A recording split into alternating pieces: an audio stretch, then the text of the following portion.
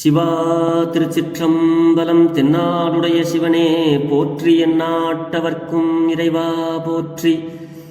நமச்சிவாய வாழ்க, நாதன் தாள் வாழ்க. இமைப்பொழுதும் என்னெஞ்சில் நீங்காதான் தாள் வாழ்க.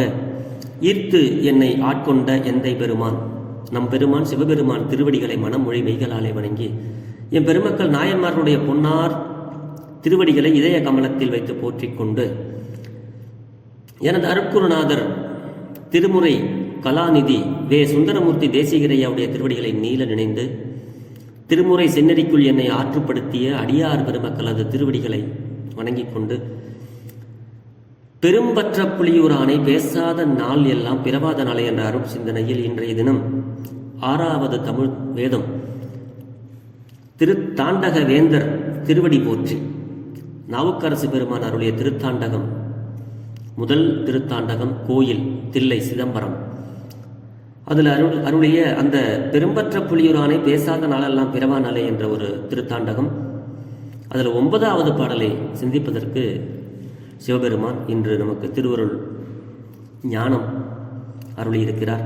ஞானம் பெற்றானை சிவபெருமான் ஞானம் பெற்றானை பெரும்பற்ற புலியூரானை பேசாத நாளெல்லாம் பிறவா நாளேன்னு இந்த பதிகத்தில் நமக்கு சொல்றாரு. தெரிந்த அளவில் பாடலை பாடி பொருளை சிந்திப்போமாக. திருச்சிற்றம்பலம். முற்றாத பால்மதியம் சூடினானை மூவுலகும் தானாய முதல்வன் தன்னை செற்றார்கள் புறம் மூன்றும் செற்றான் தன்னை திகழொளியை மரகதத்தை தேனை பாலை குற்றால தமர்ந்துரையும் குழகன் தன்னை கூத்தாட வல்லானே கோனை ஞானம் பெற்றானை பெரும்பற்ற புலியூரானை பேசாத நாள் எல்லாம் பிறவா நாளே ஞானம் பெற்றானை பெரும்பற்ற புலியூரானை பேசாத நாள் எல்லாம் பிறவா நாளே.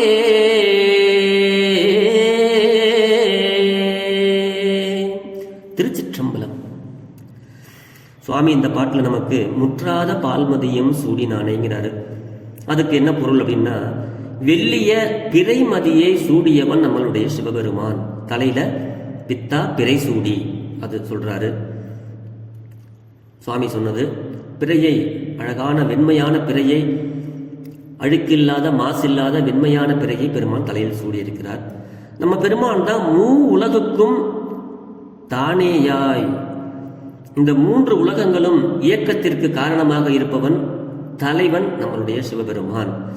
பகைவருடைய மதிலையும் அழித்தவன் அப்படிங்கிறாரு. பகைவர்கள்னா அந்த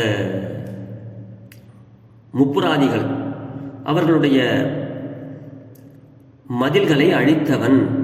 அப்படிப்பட்ட சிவபெருமான் விளங்கும், நல்லா ஒளிவிட்டு விளங்கக்கூடிய ஒளி வடிவினன் அப்படிங்கிறார் சுவாமி.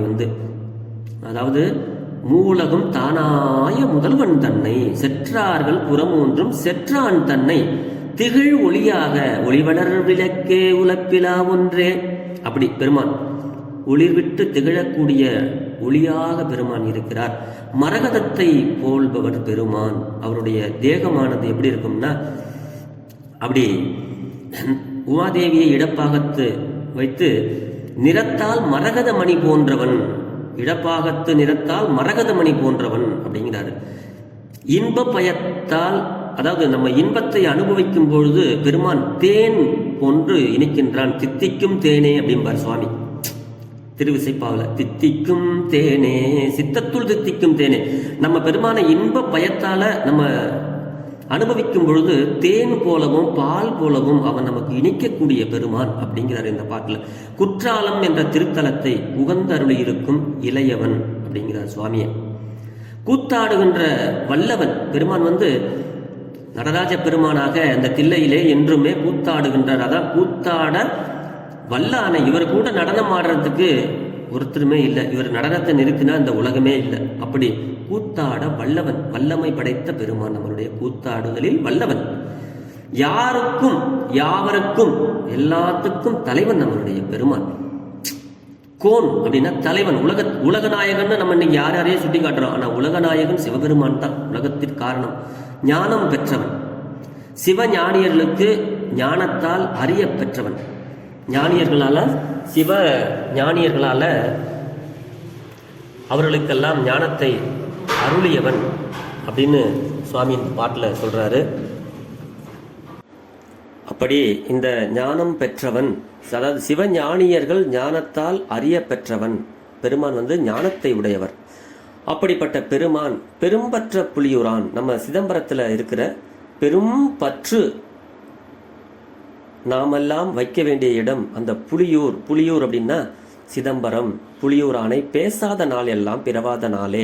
அந்த சிதம்பரத்தில் இருக்கிற தில்லை பெருமானை பற்றி, நம்ம பெருமானுடைய பெருமைகளையும் அவருடைய இந்த திருமுறை பாடல்களையும் பாடாத, அவரை சிந்திக்காத நாள், அவரை பற்றி பேசாத நாள் எல்லாம் இந்த மண்ணுலகத்தில் பயனற்ற நாட்களாக கருதப்படும். நாம் பிறவாததுக்கு சமம்.